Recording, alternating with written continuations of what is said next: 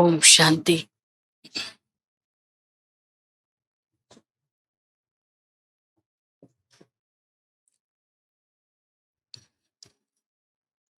பதினாறு 5/2023. இன்னைக்கு வாணியிலிருந்து கேள்விகள். அப்புறம் ஃபர்ஸ்ட் கொஸ்டினுக்கு ஆன்சர் என்னன்னா, என்ன கேள்வி கேட்டிருந்தோம்? பரமாத்மாவுடைய மகிமையாக என்ன சொல்கிறார்கள், அவருடைய பார்ட் என்ன? பதில் பக்தர்களை பாதுகாக்கக்கூடியவர், பக்தர்களுக்கு பக்தியின் பலனை தரக்கூடியவர், ஞானக்கடல், சுகக்கடல், இதெல்லாம் அவருடைய மகிமை.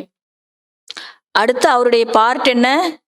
கிரியேட்டர், டைரக்டர், கரண் கராவன்கார், செய்பவர் அவர் தான், செய்விப்பவர் அவர் தான்.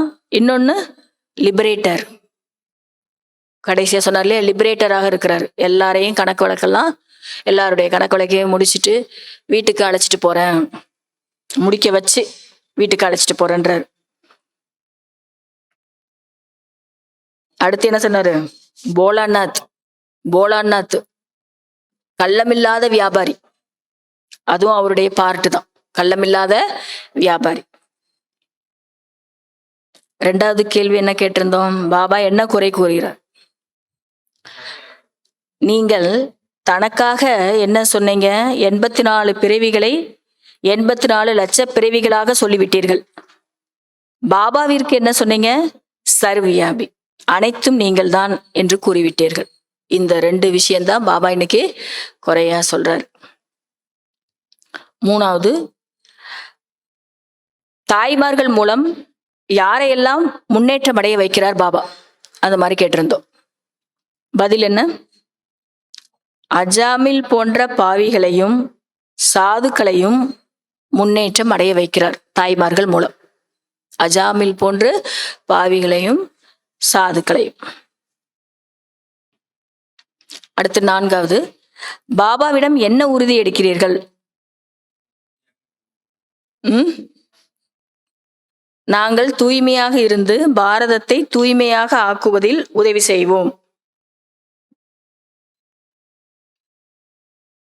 அஞ்சாவது, உங்களை பாபா என்னென்ன உறவாக கூறினார்? நீங்கள் யாரு?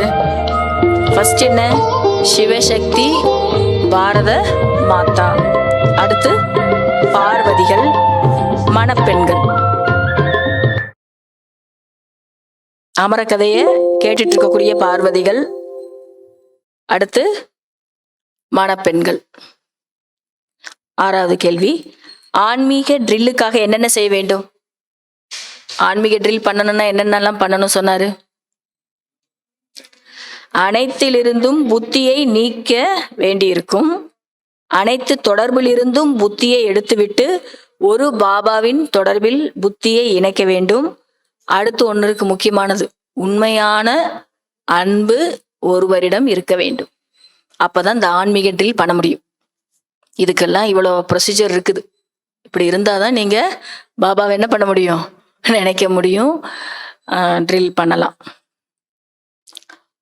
அடுத்து, பகவான் பக்தர்களுக்கு பலனாக கொடுக்கப்படுவது டேஸ், கதி, சத்கதி, முக்தி, ஜீவன் முக்தி.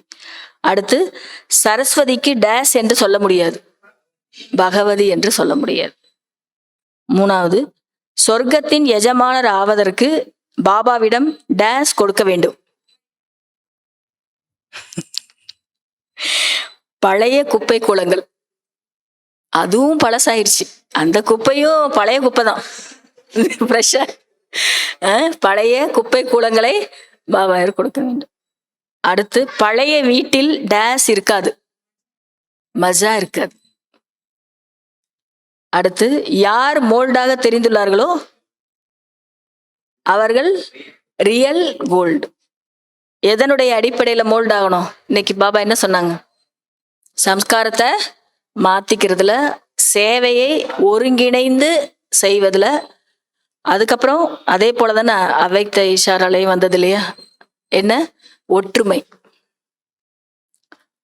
அடுத்து ஆறாவது, கண்களில் டேஸ் அடங்கி இருந்தால் புத்தியில் டேஸ் அடங்கி இருக்கும்.